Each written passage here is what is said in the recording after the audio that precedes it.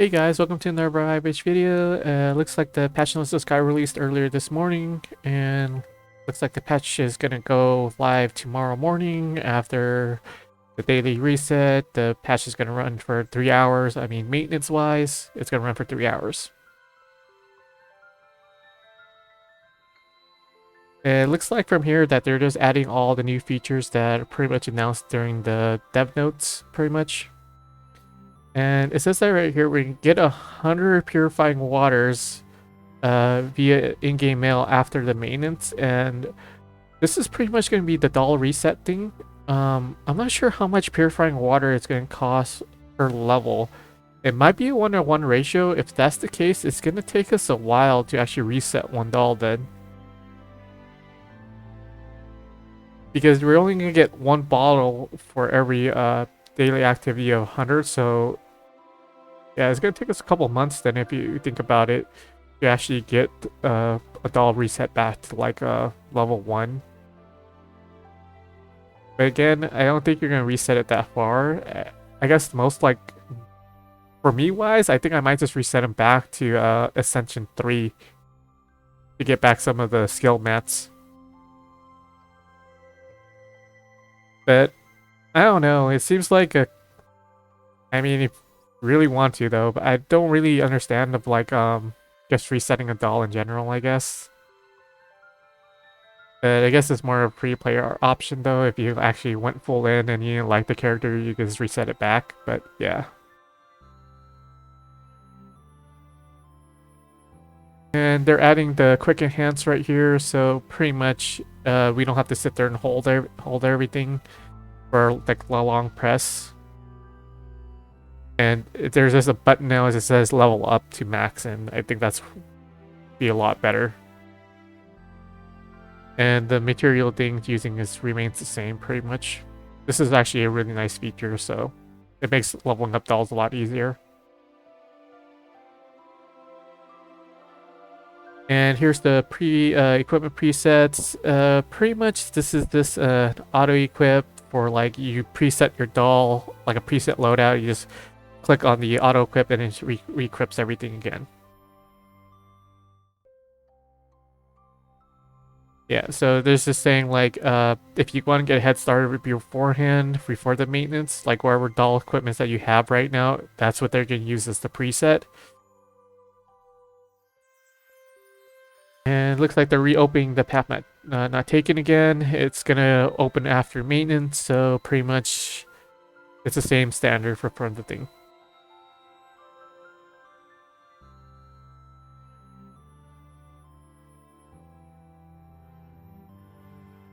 Yep, standard rewards, everything's pretty much the same.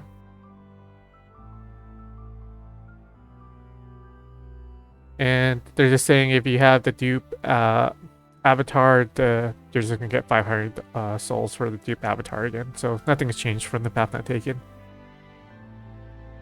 So we're finally getting Ella as an braid up. So if you really want her, now's a chance to grab her. And she's coming with her unique equipment once she gets released. So Ella's unique equipment gives her more damage when she's in dragon form. If I read the post on Reddit though. So pretty much I made out like a little bit like a bandit though for the Valentine's Day event, so I came out with like 231 million mana. I'm more than likely going to use up like close to 30 million just leveling up Ella's weapon. So I skipped Caledonia's weapon though because I don't see myself using her, so I was like, I'm not gonna pull for a character's weapon for a character I don't use, and I might just end up getting it anyways just by random chance of pulling for another character's weapon. So eventually my plan is gonna be I'm gonna try to pull for one copy of Ella's weapon, and then I'm just gonna go to the shop right here and buy Ella's weapon here once it comes out. So they usually put her weapon in here too, so as a banner release though, and you can see right here I got 2,640 just by running the Path Not Taken event, and I think it was the other one was the Bearer event or yeah, the little mini event that we had. As for the shop wise, I suggest only people buy the soul essences here, because this thing resets monthly, and the stones and the dust usually pick up from the event, so that's why I don't usually buy those and to save up this. On average, it'll take you about 2 to 3 of the event runs to actually get enough for a free weapon. So if you're a free-to-play player, this is the a viable option of just waiting it out and just getting character weapons that you really want, or characters that you use a lot.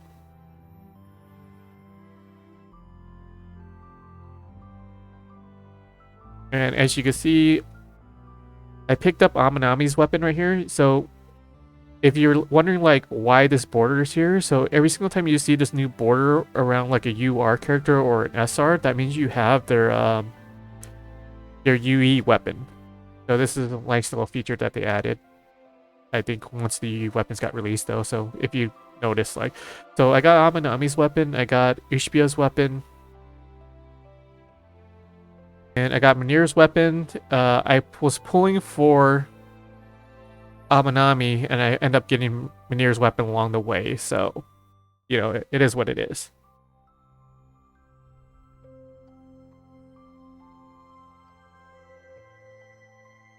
The Netti's weapon, I just, you know, that was a free one. So I only have, technically, I only have 4 UR weapons. So I'm gonna hunt Ella's weapon, and hopefully I get Slania's weapon to some off-pull chance though, but, you know, RNG is RNG. So for UE weapon-wise for me, this is my plan. So I went Amanami's because her weapon is pretty broken because it does percent HP, and I already have it capped out, so... So right here you say it's 1.4% of the target's current HP, so this is a really good weapon. It makes her into like a pseudo DPS though, so... Then I'm gonna get Meta's weapon, Sonya's weapon, Twano, of course, Ella, Catherine when that comes out, Amori once I don't know, once it gets released, and maybe the new Twano. Miles, like, I don't know, if there's another blue mage that comes out, I might try her out over her, but it's kind of like 50-50 here.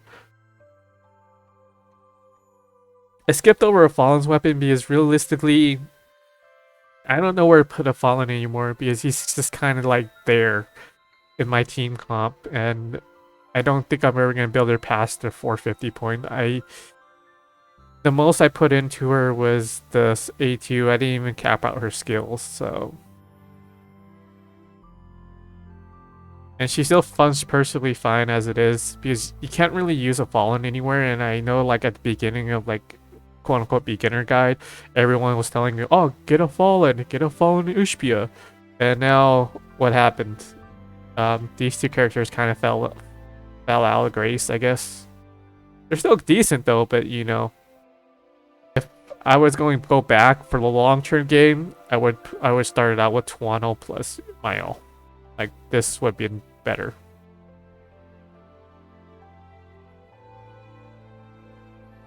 And there's Doran. The problem with Doran is that she's pretty much needed in the 30-second team comp though to actually beat the path not taken within a recent amount of time. I guess if you're going for that high score. Because she's basically an RNG unit. If it procs, it procs. If it doesn't, then like, well, you just have to retry until it does. Same thing for Manir. Like, Manir fight kind of fell out of grace because of Mayol, which is kind of interesting for the path not taken. Because she takes a while to get set up, and I don't think you could maybe squeeze it in there, but it's like it's pretty tight for the window for the time frame. You actually get all her skills off and set it up.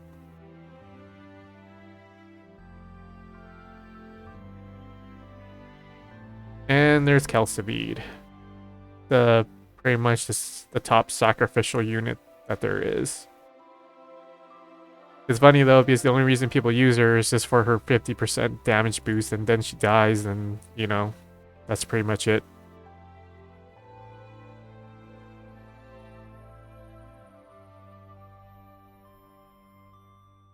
Yeah, so that's basically for my meta team right now. I'm getting these top 6 right here, and then these 3 right here are my plans.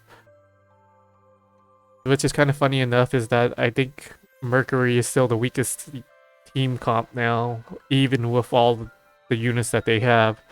They don't have like a stellar unit, I guess. I think Amanami is probably the only one, but she's mainly a buffer though, and they don't have like a super strong DPS yet.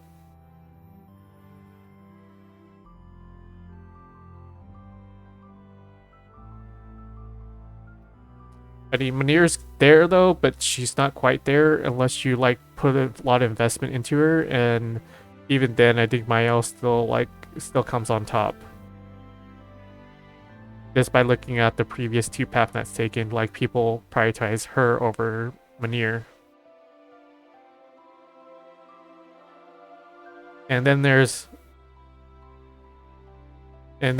Lilia, exclusive beta, closed beta unit that only, like, I guess a handful of people have now. Which is funny about Lilia is that her passive is order energy, so she's like the counter opposite to Tuano's chaos energy. And then again, you have to like kind of invest into her in order to get this thing going. But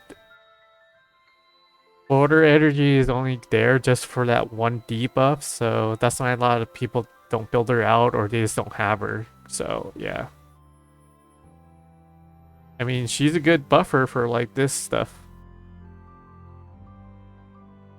And right here, so it just summons an Aurora thing, 150 damage, and is immune to CC. Like, she would have been really good against that one fairy boss that kept putting your DPS to sleep.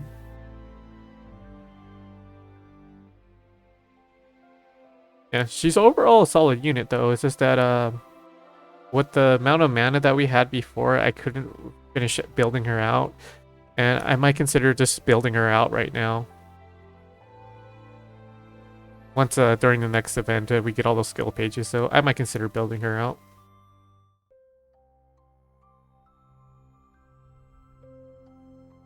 And then there's Tuano of the Night. I really wanted to test her out though, but I realized that I need a strong DPS unit to actually mix with Amanami and Tuano.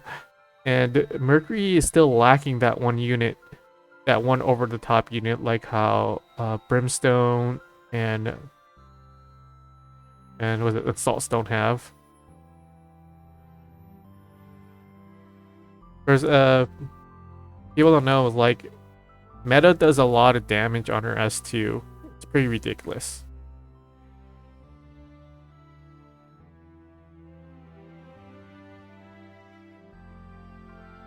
That's pretty much all I wanted to cover for this thing. I hope you guys like this overview of the patch notes and a little bit overview of the UE weapons that I'm considered focusing on. So, I'll catch you guys next time. See ya.